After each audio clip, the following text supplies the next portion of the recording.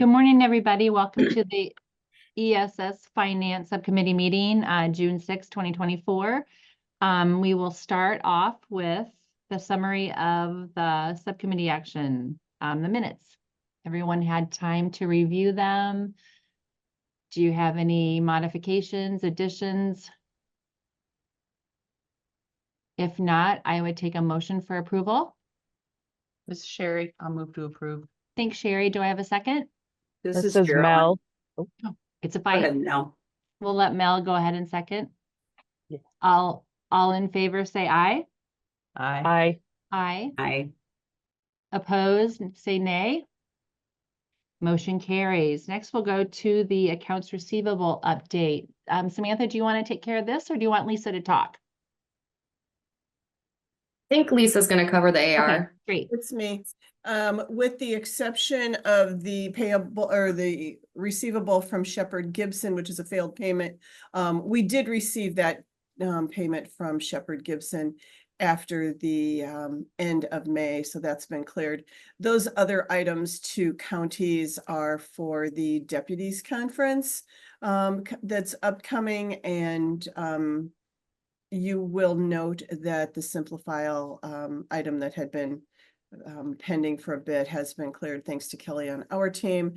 And a reminder that you'll see a jump in this outstanding when we do the July meeting because maintenance invoices have been issued to all counties. So this will jump a lot next month. Any questions? No. Did you want to mention the invoice notations? We made some changes to the invoices to ensure that payment comes to us directly as opposed to going to the association treasurer.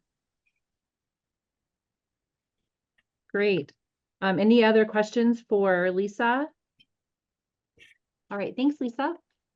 We'll go ahead and move on to the June summary of ESS payments. And Samantha, take your time. It's just us, just relax, and we're all here for you, so. Okay.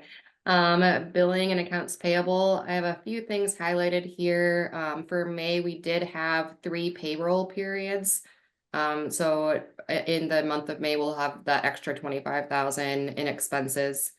Also highlighted is the progress billing for Denman. This is related to the audit that was in April. The team accounting recorder did contact us for a distribution shortage. We did write a check out to them for $5.47.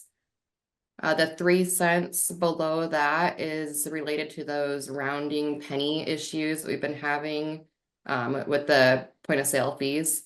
And I do have a journal entry that I'll show you later to further explain that. The 140.70 and the 126.63 down at the bottom was mileage reimbursement for Lisa and Jamie. We do have a few more of those coming, so you'll see those in June.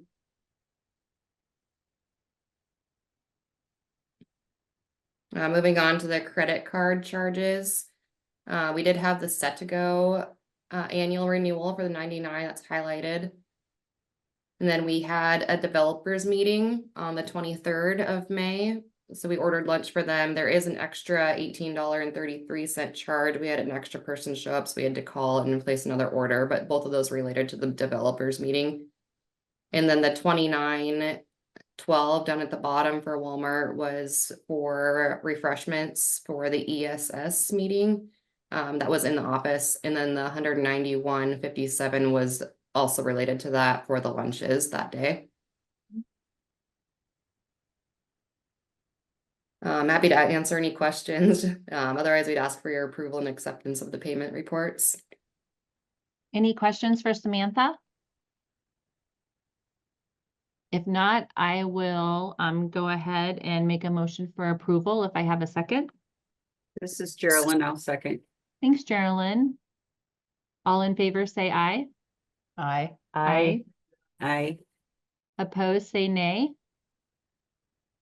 Motion carries. We'll move on to the June Fund 255 reimbursement from the state. Okay. This is our monthly invoice to the state treasurer's office. This is for the $1 fee that's on every document that goes to the state treasurer.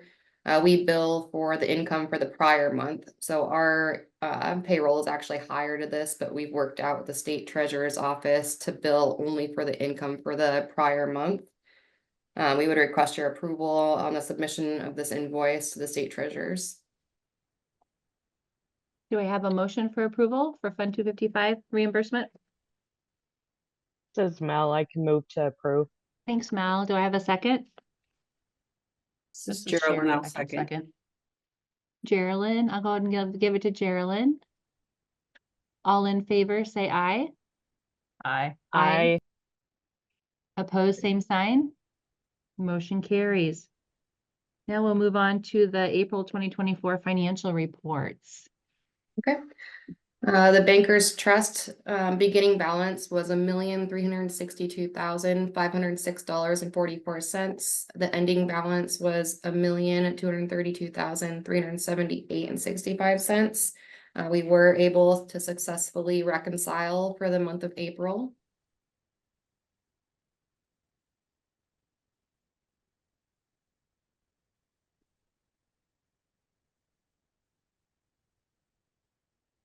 It's coming. I know it is. It's a long one. It's a lot of pages.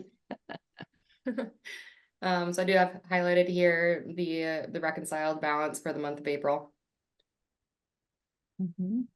Okay, so moving on, and then the drawdown balance was also successfully reconciled at $67,285.60. And moving on to the profit and loss, the budgeted income for April was $139,451.31, and the revolving income was at $2,864,269.82. Budgeted expenses was $116,209.03. And then revolving expenses were $2,864,928.89, leaving a net income of negative $138,896.10. I do want to explain a couple of things here. With meeting with our auditors, they recommended that we start doing monthly depreciation expenses. So depreciating that software equipment, or sorry, computer equipment and the software development each month. So this entry is actually catching up because we weren't doing that. So this is going to be the entry for January all the way through the end of April. Normally you won't see this high of an amount. It will be around $26,000. And I do have a journal entry for the end of May to show you in a little bit. Mhm. And then we also retired the computer equipment. So this is us retiring that computer and equipment and taking it off the books. It is negative because we assumed that we'd be using the computer equipment for longer than we did. So unfortunately, we did have to take, that negative income on that. Mhm. I did prepare a budgeted profit and loss for you just to kind of show you, a more clear picture. So the total budgeted income is $139,451.31. And then the budget expenses of $116,209.03, netting out to the net income of $23,242.28. I think I would like to just interject one explanatory note about depreciation. So I would say that with the addition of Samantha to the team, there are certain things that are being given more attention than perhaps they were before. One of them is going to be the regular assignment of depreciation, so that will show up more frequently in the accounts and not just say one time a year. I think when we were working previously, even with the Bergen CPA firm, it was kind of a once a year thing. And I think Robert, our auditor, has sort of been moving us in the direction of, trying to get some of those things done more timely. And so this is a factor similar to just normal cash flow, ebbs and flow that you're going to see in the general financial report that includes everything, all the revolving expenses, as well as expenditures from the reserve fund. So the one of the things that will factor into that is that even though we'll be recording depreciation on a more frequent basis, we'll not be recording the addition of assets as frequently. So the procedure that we have right now, which seems to be acceptable to the auditors, is that we kind of wait for the whole year to see how much software we develop, and then we calculate what the value of that is, and then that gets basically added to the asset column after the beginning of the next year. And so you're going to see a bump in assets, and maybe it's not going to be reflected on the expense side as much on that time, because we're converting something from income, we're actually converting at that point an expense item into an asset. And then later on, it gets taken back out when the depreciation occurs. So, I just want to ask everybody that, this is not a panic item. This is going to be a part of the regular financial report. And I think Samantha's correct that, it's the budgeted expenses and income that, we're really going to be paying most attention to. Obviously, we want positive numbers. And if the economy returns to something close to normal, we hope it will return to something close to normal, then it's not going to be as visible just because the income is going up. So I want to just interject that explanatory note, but thank you for letting me do that. And I have a question, Phil, too, so the negative 45,921.96 when we retired the computer equipment, was that the negative amount because we didn't capitalize on all the depreciation, like we got rid of it before it was fully depreciated? You're absolutely right. It was Okay. retired before full depreciation was reached. Gotcha. It's one of those things when we made the decision to move to the cloud and move to a managed service, there was still some residual value to that equipment on paper, but not really. So when we made the transition, we did not want to continue to be paying for rack space at Light Edge for the old equipment. We had to do something with it. So it was all recycled. So it was fully retired. And unfortunately, we just did that a little bit sooner than the depreciation kicked in. And it wasn't really an asset anymore. So we had to take it off the books. Gotcha. I'm following you. Any other questions that the group has for either Phil or Samantha? Oh, I guess you want to probably keep going. Is there just a little bit more, or we're good? Yeah, I'm sorry, Samantha, I didn't mean to interrupt. that's okay. Oh, no, you're fine. So then moving on to the balance sheet, total assets were $2,425,931.62. A couple major changes here because we did take the equipment off the book, so you don't see that line item anymore. And then the developed software has started to depreciate, so this amount is actually less. And then total liabilities of $2,425,931.62. Journal entries for April, we did cover entry 35, 39, and 41 in the last meeting. If you'd like me to re-explain those, let me know. Journal entry 45. So this shows the depreciation of the computer equipment through its end of life, so January through March, of $7,592.70.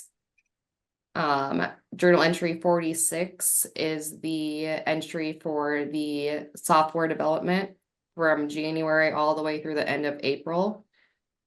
And then journal entry 50 is to record the disposal of that computer equipment. The May journal entries, we discussed earlier that 3-cent rounding issue, and that's up here. And then there was another one kind of reverses, it equals out to a penny between the two. And then the journal entry 49 is the normal depreciation expense you're going to be seeing at the end of every single month. And it equals that to be $26,991.16.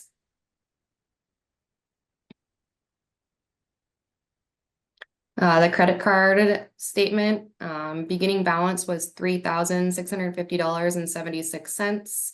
Ending balance was $1,959.93, and we were able to successfully reconcile that account as well.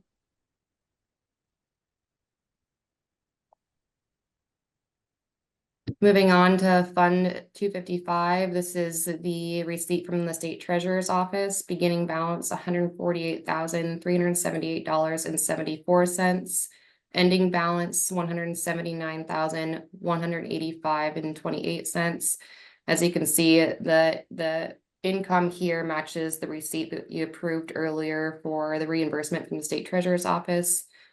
This amount will actually be less, as this receipt has the March and the April reimbursement in it.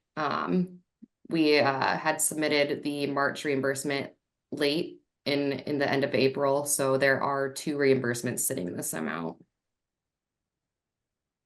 So that'll show up in the next statement, right? Correct. Samantha? Yep. Okay. Yes. Balance sheet sent from the State Treasurer's Office for $179,185.28, and we were successfully able to reconcile to their report.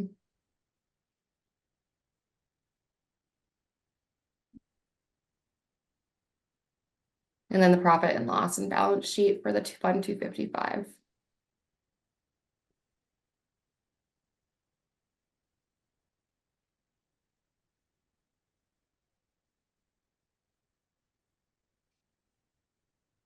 There's no question. I'd ask for approval and acceptance of the financial reports. Do I have a motion, or if there's any questions to clear up?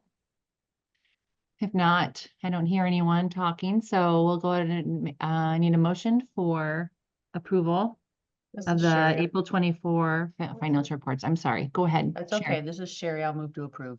Thanks, Sherry. Do I have a second? This is Geraldine. I'll second. Thanks, Geraldine. All in favor, say aye. Aye. Aye. Aye. Opposed, no. Motion carries. All right. Thank you very much, Samantha. Great job. We'll move on to the ESS Financial and Strategic Review with May metrics. I would ask Samantha to scroll back to the bottom so you can see the trends report.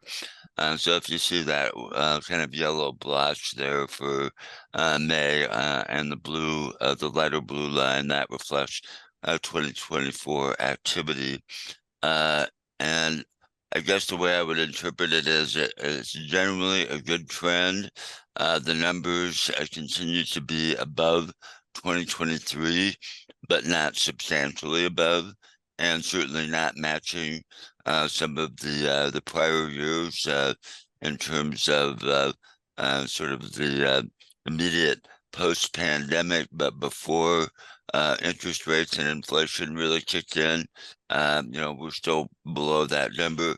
I think you can expect the general trend line to have the same shape. So July is usually, the top month of the year as far as e-recording activity and generally recording activity. And I would anticipate then there likely will be a drop off again in August and generally follow the trend line, but we just generally appear to be slightly above what our experience was in 2023. And that's good news from a budget perspective, gives us a little bit of breathing room, helps affirm that we definitely were appropriate in making the budget decisions at the May meeting. And we hope that we kind of continue to stay about that 2023 line as we go forward into the remainder of the calendar year. So that would be a very good thing. I'd be happy to answer any questions about that. Any questions for Phil?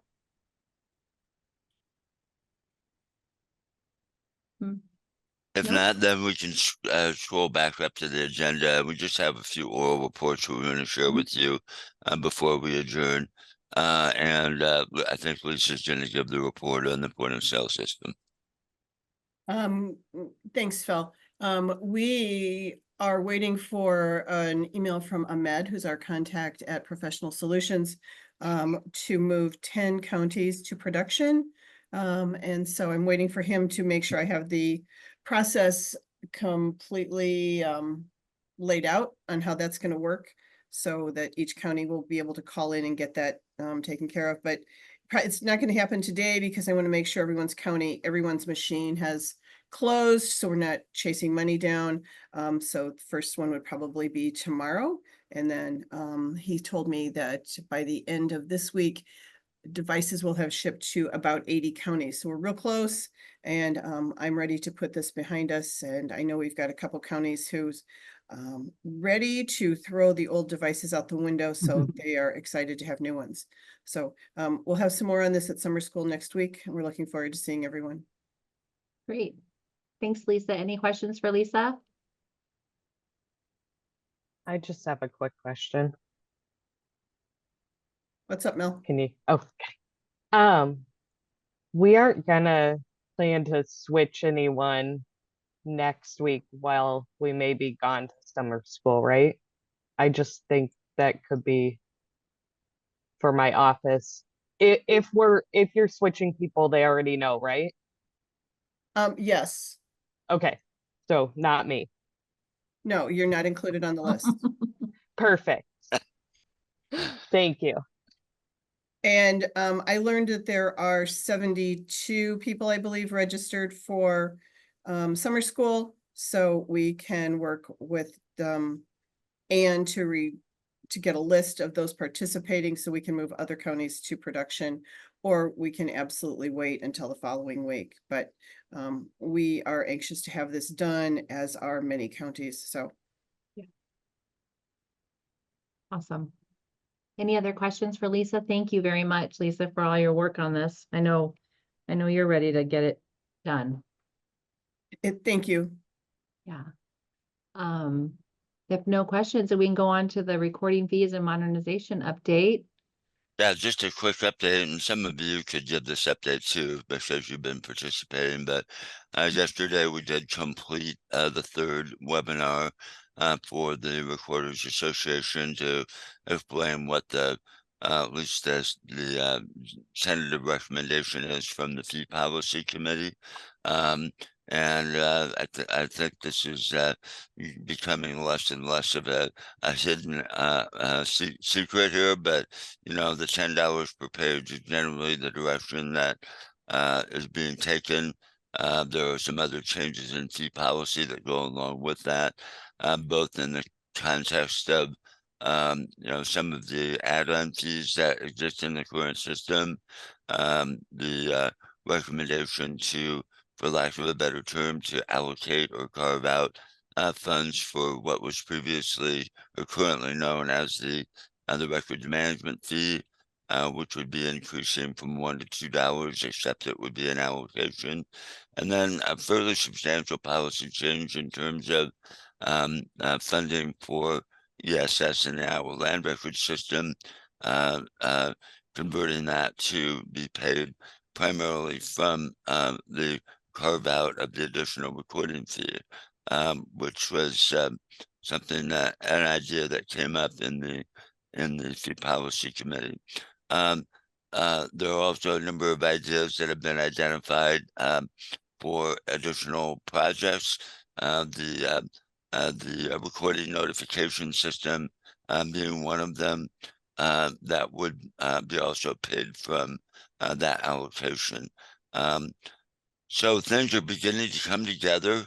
The Recorders Association will be meeting next week. I believe it will be discussed at the business meeting on June 11th. we have started to disseminate information. And if you haven't had a chance to see it yet, we have started to distribute the final version of the stakeholder survey that we did in the month of April. So that has been analyzed and a report has been written.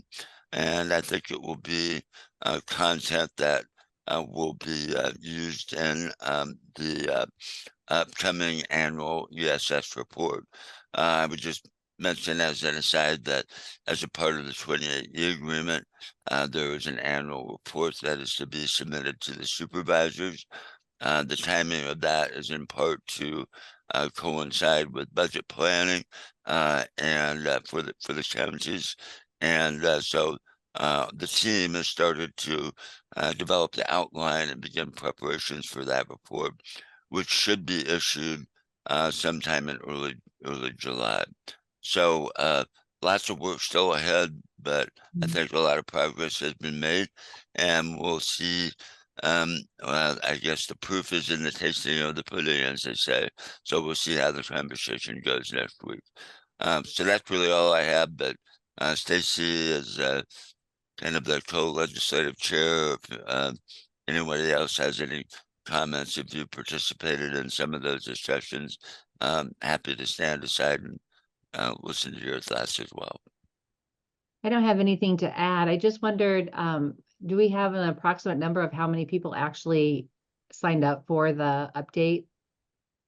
Like, how many reporters actually watched or logged in? Maybe Lisa should answer this question, or maybe Kristen should, since she's on.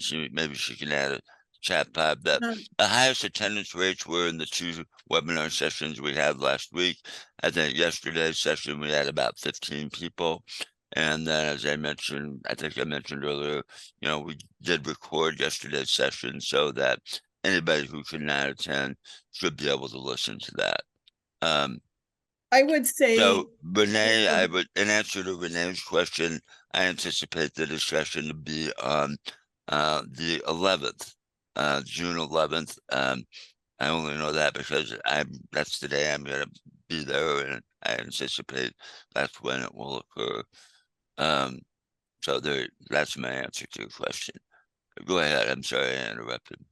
This is Lisa. I think the first webinar had around 20 participants, the second one over 30, and then as Phil said yesterday, about 15. And we did have people that participated in multiple webinars. I was just curious but thank you guys for helping with all of that, getting it all lined up and notified and all that. So there was appreciate it. good discussion and good questions, in my opinion. Great. Is there any other questions, guys? About the modernization? Okay. I think it sounds good, and I appreciate everybody's hard work on it. Thanks, Sherry. Just a quick audit update, Phil? Yeah, the audit is behind us. We've received a tentative report from the auditor. Generally, the way the audit closes out is that they will send a draft report to see from a staff perspective if we have any disagreements or changes. There is a management narrative section of the report that they asked me to contribute to each time an audit is done. So my edits have been submitted to them. And then kudos to Samantha for working with the auditor on the end of year adjustments that have been made. So when we get to next month's meeting and we review the financial reports, all of those audit related adjustments will be incorporated. So I think you'll have a truer picture of the financial reports, just because those changes will have been made. But I can generally again report to you that despite the challenges that we had this year with the change in staff, and also with the fact that we had to convert from an old bookkeeping file to a new one in the midstream, we ended up with a what you might characterize as a clean audit. There weren't any exceptions. I think they're going to again say that our financial reports fairly state the financial position of ESS. So we're happy to have it behind us and actually looking forward to a little bit easier process next year. That's all I have. Well done. Yes. Any other questions for Phil or the team? This is Lisa. I was going to make a comment because there are some new people. The auditors will likely attend the ESS and finance meetings in August to provide a full report. So if anyone's interested in that, Robert will likely join us, or his partner. Is it Stephen? I'm trying to remember. his name. Dave. No, no, the gentleman that was with him, with Steve. Steve. Thank you. Yeah. Yep. One of them will join to provide a full update. Great. Thanks, Lisa. Any other questions or comments for the good of the cause today? Thank you very much, everybody. Our next meeting is July 11th at 9 o'clock. Safe travels for everybody coming up to Okoboji and looking forward to seeing a lot of you. So thank you, everybody.